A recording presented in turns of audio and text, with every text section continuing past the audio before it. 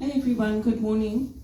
So our weather here is really something. It's snowing today, and it's supposed to be one of the coldest days of the year. So perhaps it's just as well that I'm not working. But when I woke up this morning, I just thought of Elvis. And it's not often that happens because I'm surrounded by him. I've surrounded myself by him with pictures, with photos, with music. But I was just thinking what a lovely man he was to keep his faith in the face of all the opposition and to live it out. And I think that's one of the greatest things that we can do, is to live out our faith in the face of opposition. And especially with the banks, because what they're doing by putting it on the people in the front lines, by putting it on the young people, is not right. And you don't get the support you need in the banks for your career, you don't get the support you need to progress, you don't get the investment in you. When you go for mentoring, they sit and listen to you and they say, leave it with me. How does that help you? If you don't, like when you leave that organization or you leave that place, you're not going to know how to tackle those challenges if they come up again. You're not going to know what to do because somebody else made the decisions for you with a father knows best approach. So it's really sad to see what's happening in the banking industry. And what Donald Trump is doing, people may think it's bad, but it's actually good, because he's rooting out the corruption in US aid. He's rooting out all the things that needed to be fixed in the first place. And it is going to bring about a situation where things are more fairer, because they want access into the markets, but it has to be on the terms of the politicians running their countries. So people that don't live in America don't want what the Americans have. They don't want private health care at the expense of the rest of the community. They don't want to live in big houses at the expense of everybody else. So, that's the difference between America and the rest of the world. Because you can make your money, but you can do it the right way.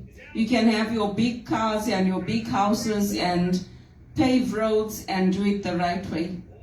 I remember when my mom came here, she said to me, there's so many patches of repairs. Everywhere you go, repairs. I said, well, they have to do it because the summertime is the only time they can do it. They can't do it in the winter because we have so much snow. And we don't want to land up in a situation like Zimbabwe is in, with big potholes in the roads. And it was getting to that stage on Rosewell Gardens. So people had to put in complaints and then they got the repairs done. But that's how it is. We have to complain about the right things, not the wrong things in our lives.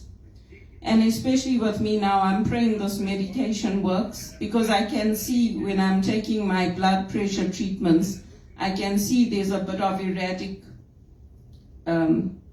tracking in my heart. So it might just be my body adjusting to the drugs. I don't know. But I'm hoping it will all measure out in the long run. I've started drinking dandelion tea to help me to detox. And I've also been getting pain in my stomach and constipation, even though I'm drinking 10 glasses of water a day. So I'm going to do some deworming. I'm going to take some home remedies to deworm. And hopefully that's what it is and nothing else. But if you're drinking 10 glasses of water a day, you shouldn't be getting constipated.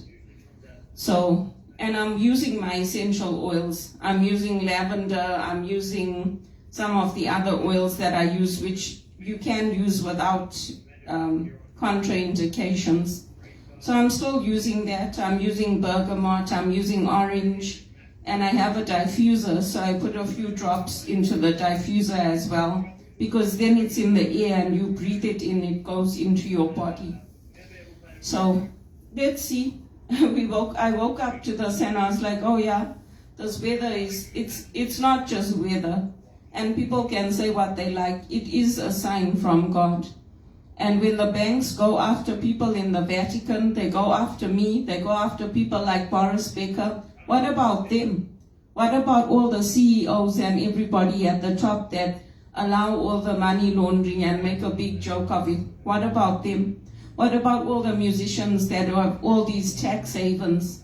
They all get money from USAID, from all the things that they're doing. How do you think they get rich? You think they get it only from their record sales? They don't. They get big tax breaks for what they're doing. And when you do the work I do and you get left behind, do you think people like it? Do you think the teams I volunteered on like it? That they're seeing my life getting destroyed and left behind, and we all doing the same work? They don't.